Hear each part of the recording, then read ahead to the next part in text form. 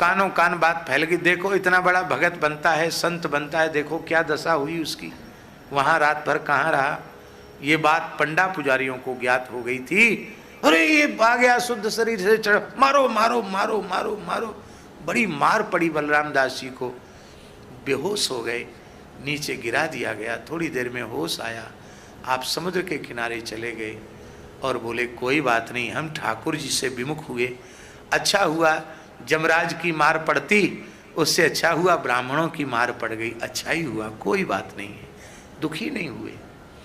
अब हम जगन्नाथ जी के रथ यात्रा में नहीं जा सकते, तो भाव से तो रथ यात्रा में जा सकते हैं।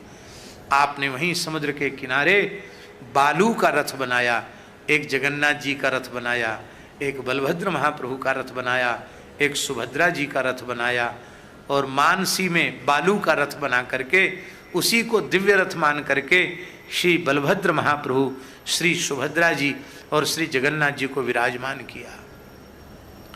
अब क्या हुआ कि ठाकुर जी वो रथ छोड़ के उस रथ में बैठ गए।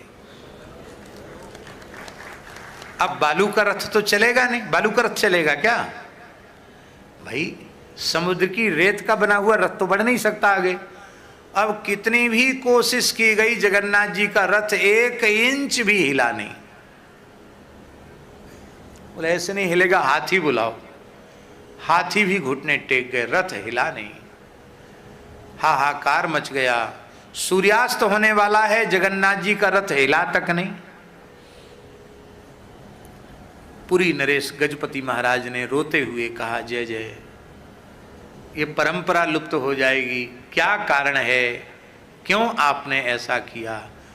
तो आवाज सुनाई पड़ी जगन्नाथ जी की, मैं इस रथ में हूं ही नहीं, मैं तो मेरे प्राण प्यारे सखा बलराम दास ने जिस बालुका के रथ में मुझे विराजमान किया, हम तीनों तो वहीं बैठे हैं, वो जब तक आकर हमारे रथ पर नहीं चढ़ेंगे और रथ को खींचेंगे नहीं, तब तक हम हिलने वाले नहीं। इसलिए जाओ उनसे क्षमा प्रार्थना करो और पालकी में बिठा कर उनको लाओ। हा हा हा, यही है प्रेमः पुमर्थो महान, प्रेम की कितनी महिमा है, वो बलराम दास जी महाराज। ऐसे सबके चरित्र हैं और सबके अलग अलग चरित्र हैं।